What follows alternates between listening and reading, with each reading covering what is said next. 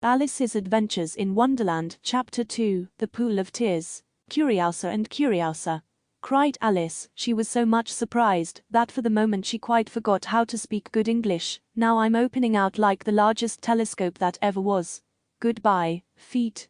For when she looked down at her feet, they seemed to be almost out of sight, they were getting so far off. Oh, my poor little feet, I wonder who will put on your shoes and stockings for you now, dears. I'm sure I shan't be able. I shall be a great deal too far off to trouble myself about you. You must manage the best way you can, but I must be kind to them, thought Alice, or perhaps they won't walk the way I want to go. Let me see. I'll give them a new pair of boots every Christmas. And she went on planning to herself how she would manage it. They must go by the carrier, she thought, and how funny it'll seem, sending presents to one's own feet.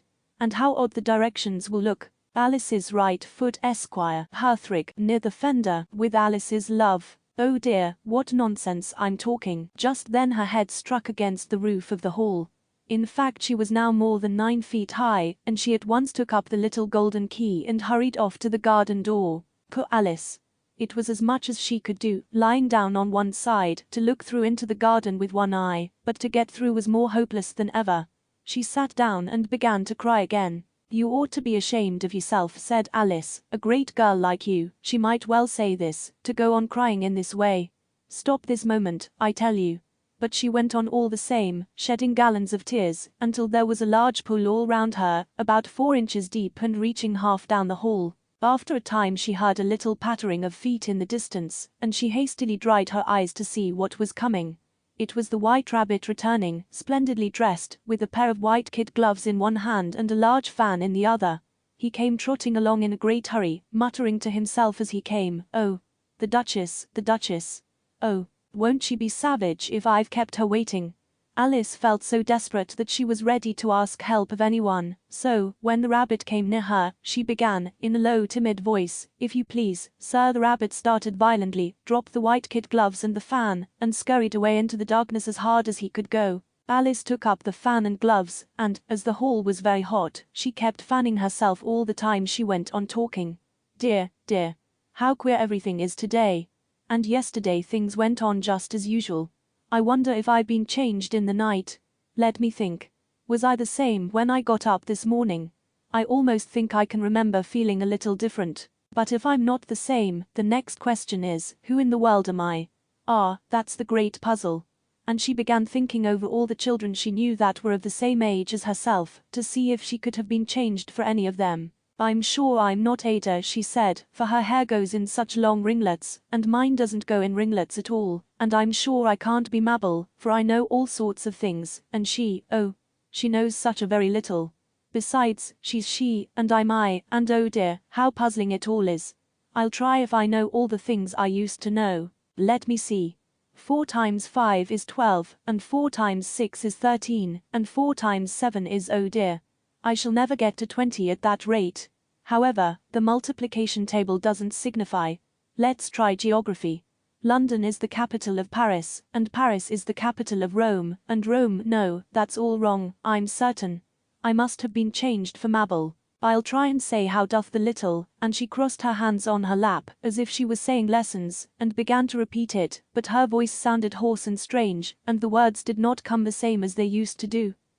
How doth the little crocodile improve his shining tail, and pour the waters of the Nile on every golden scale? How cheerfully he seems to grin, how neatly spread his claws, and welcome little fishes in, with gently smiling jaws. I'm sure those are not the right words, said poor Alice, and her eyes filled with tears again as she went on. I must be Mabel after all, and I shall have to go and live in that poky little house, and have next to no toys to play with, and oh, ever so many lessons to learn. No, I've made up my mind about it. If I'm Mabel, I'll stay down here. It'll be no use their putting their heads down and saying come up again, dear. I shall only look up and say who am I then? Tell me that first, and then, if I like being that person, I'll come up. If not, I'll stay down here till I'm somebody else. But oh dear, cried Alice, with a sudden burst of tears, I do wish they would put their heads down. I am so very tired of being all alone here. As she said this, she looked down at her hands, and was surprised to see that she had put on one of the rabbit's little white kid gloves while she was talking. How can I have done that? She thought. I must be growing small again. She got up and went to the table to measure herself by it, and found that, as nearly as she could guess, she was now about 2 feet high, and was going on shrinking rapidly. She soon found out that the cause of this was the fan she was holding, and she dropped it hastily, just in time to avoid shrinking away altogether. That was a narrow escape, said Alice, a good deal frightened at the sudden change, but very glad to find herself still in existence. And now for the garden. And she ran with all speed back to the little door.